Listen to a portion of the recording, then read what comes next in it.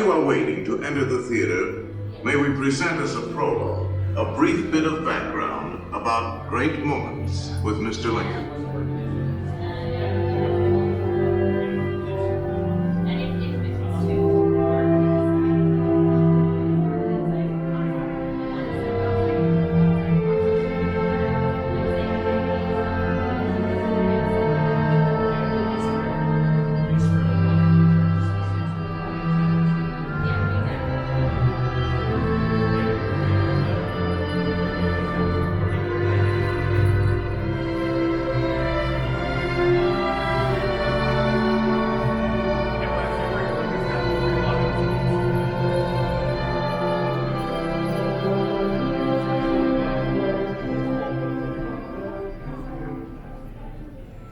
A member of the state legislature has to dress up to his job.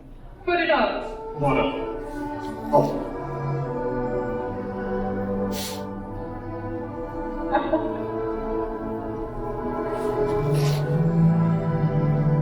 Gentlemen of the jury, I stand here today on behalf of these two young men. I think they'll go far. But it's your responsibility, gentlemen, which way they go wrong. Gentlemen, you can give them a chance to become morally responsible. I asked one of the soldiers, who is dead in the White House? And he answered, the president. He was killed by an assassin. And a loud burst of grief from the crowd awoke me from my dream.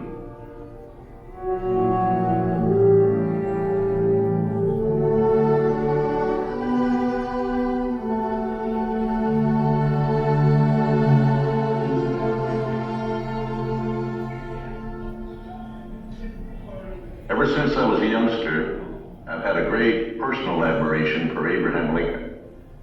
So when we decided to bring to Disneyland's visitors some great moments in Mr. Lincoln's life, we began an exhaustive research. We wanted to bring to the people of today the inspiring words of the man who held this nation together during its moment of greatest crisis, the Civil War. To start with, we were fortunate in being able to secure this life mask of the 16th president. How do we get this, Blaine? This is actually a copy of an original life mask by the sculptor Leonard Volk. Before Lincoln was president. Before Lincoln was president. Before he had a beard. That's right. During our exhaustive research into Lincoln's life, we studied his mannerisms, his gestures, and even his voice characteristics to create a faithful likeness of this honored man. The final result is so lifelike that you might find it hard to believe. Now let's go into the Opera House and listen carefully to the words of Mr. Lincoln, spoken by him a century ago, but which still apply today to free men everywhere.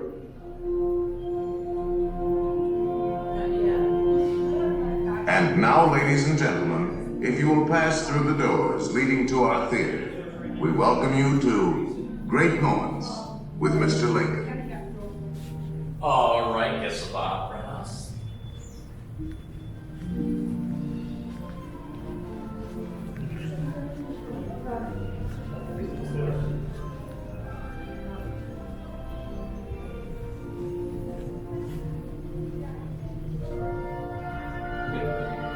Please stand by the resurrected carpet there. That's our safety sharp hit metal electronic doors before. Just be careful with that. Please remember that there's no eat, drink, or smoke inside our theater. Our aircraft's full.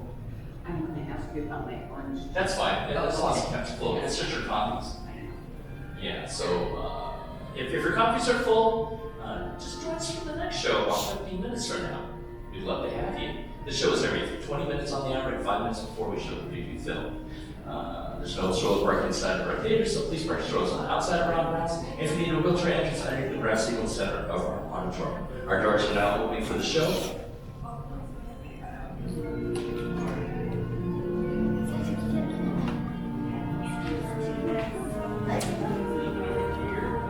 It was just the way it was sitting there.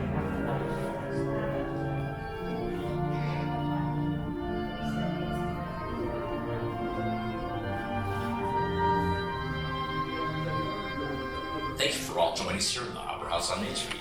Please remember that there's no eating, drinking, or smoking in the theater presentation whatsoever. At this time, can we all silence our cell phones? And let's be good to one another, photography, flash drawing, or video recording of any kind. If you feel the need to exit the theater for whatever reason, please use those doors over to the right. Those same doors will be using at the end of our show. And at the end of our show, please check around your seats for any loose items that may have dropped out of your pockets. The most important loose items that people lose in this theater is their cell phone. So please make sure you have your cell phone before you leave us today. Wallets, theme park tickets, finally money. Well, this presentation, Great Moments Mr. Lincoln, first appeared in 1964 New York World's Fair, then joined us at our Disneyland Resort in 1965. This is a Disney treasure, not only because it's the very first human audio animatronic figure ever to be presented, but it's also personally directed by Walt Disney himself. Today, you'll see Great Moments Mr. Lincoln, state-of-the-art audio, video, and audio animatronics. And now, it is my great pleasure to present to you, through the magic of Disney, let's all look to the eyes of Abraham, and let's spend some great moments, Mr. Lincoln. Thank you all. Have a great show.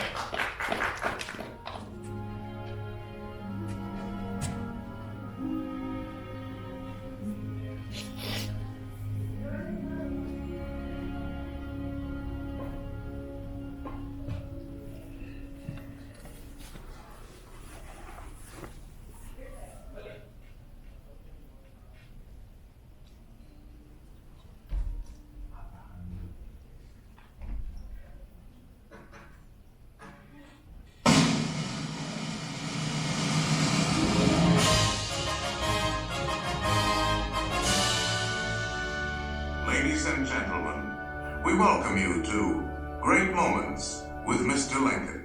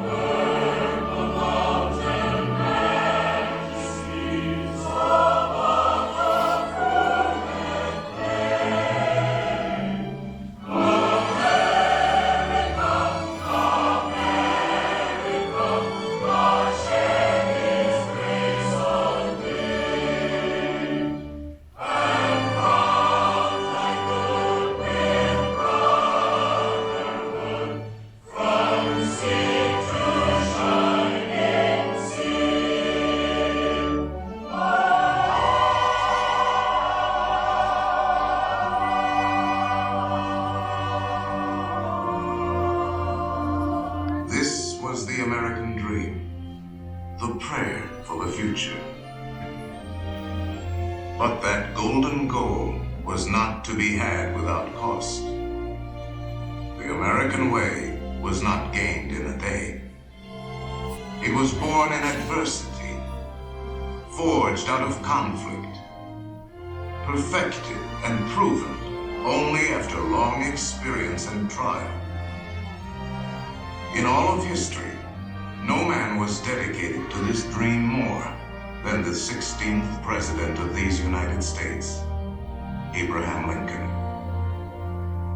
Here in his own words is what he once wrote about himself.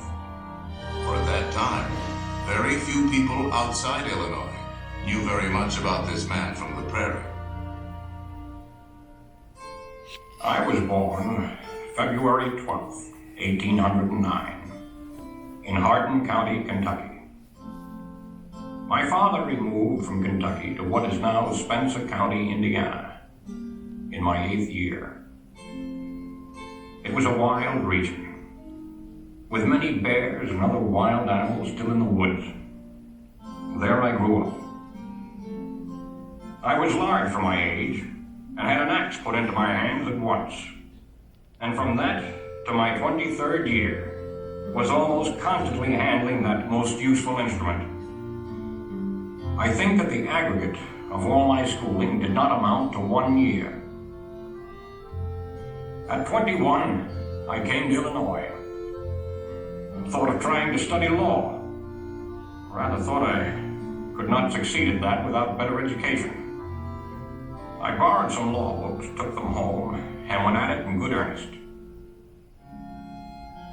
In 1854, the law profession had almost superseded the thought of politics in my mind. when the repeal of the Missouri Compromise aroused me as I had never been before. What I have done since then is pretty well known. If any personal description of me is thought desirable, it may be said I am in height, 6 feet 4 inches, nearly, lean in flesh, weighing on an average of 180 pounds, dark complexion, with coarse black hair and gray eyes, and no other marks or brands recollected. Yours very truly, A. Lincoln. Abraham Lincoln became president faced with the terrible threat of civil war, a thing he dreaded, yet a calamity he was prepared to meet if he must. Without you, the Constitution is only a piece of paper. I know there is a God, and that he hates injustice and slavery. I see the storm coming. I know his hand is in it. If he has a place, work for me. And I think he has. I believe I'm ready. And with God's help, I shall not fear.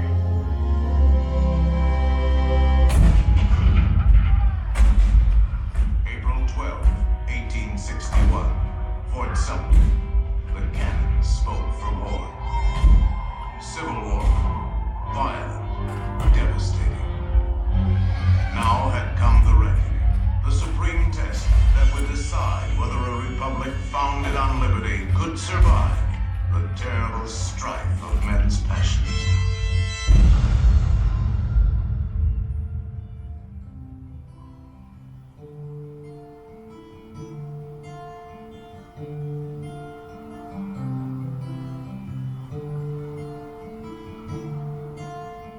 Two brothers on their way, two brothers on their way, two brothers on their way, one wore blue and one wore gray. One wore blue and one wore gray, as they marched along their way. The fife and drum began to play, all on a beautiful morning.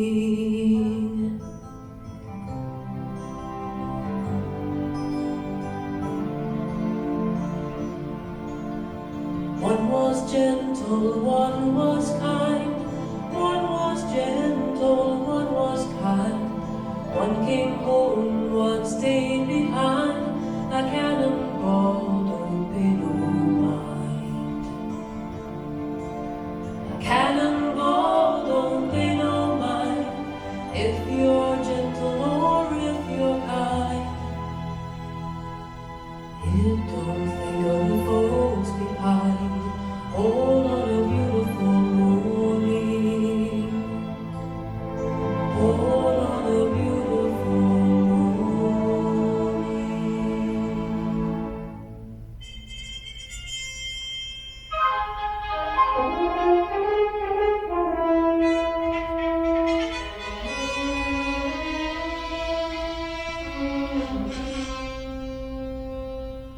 Fourscore and 7 years ago, our fathers brought forth on this continent a new nation, conceived in liberty and dedicated to the proposition that all men are created equal.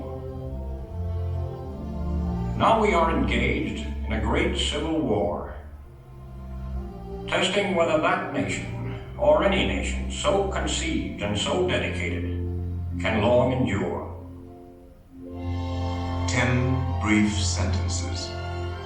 So simple, so direct. Abraham Lincoln had not expected his words to live beyond their temporary moment. But time and history would dictate otherwise. And so today, his Gettysburg Address is immortal, a rich and treasured part of our country's heritage.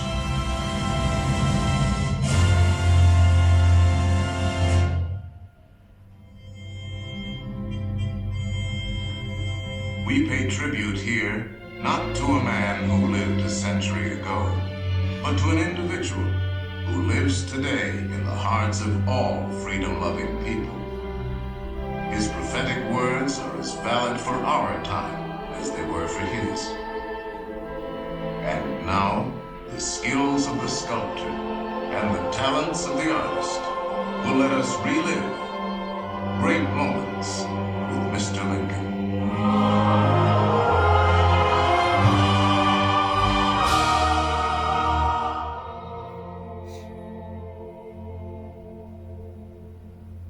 The world has never had a good definition of the word liberty.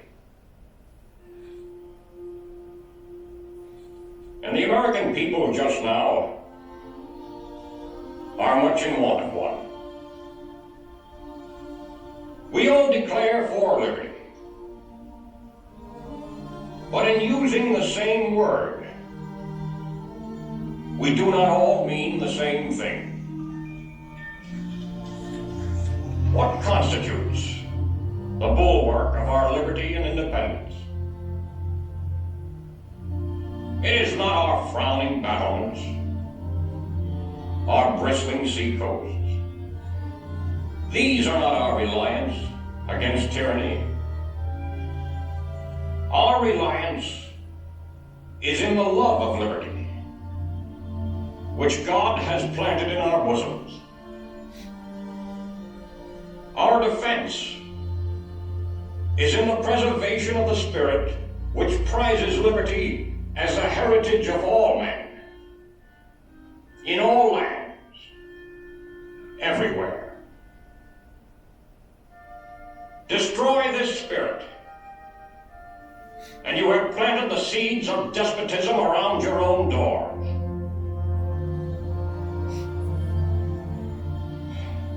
At what point shall we expect the approach of danger? By what means shall we fortify against it? Shall we expect some transatlantic military giant to step the ocean and crush us with a blow? No.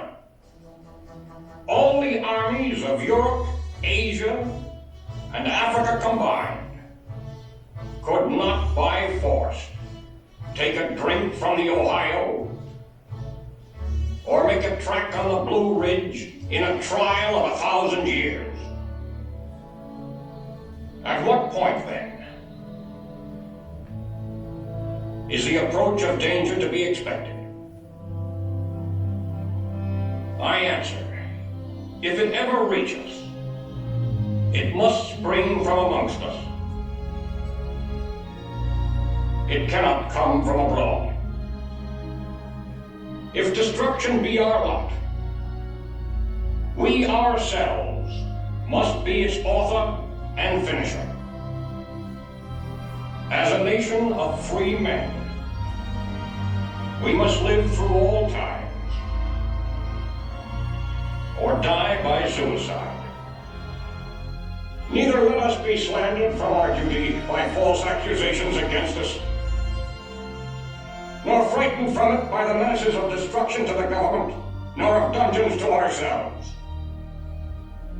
Let us have faith that right makes might. And in that faith, let us to the end dare to do our duty as we understand it. My eyes have seen the glory of the coming of the Lord. He is ramping up the wind, his land, the breaks around the storm. He hath loosed the faithful lightning of his terrible swift storm. His truth is marching on.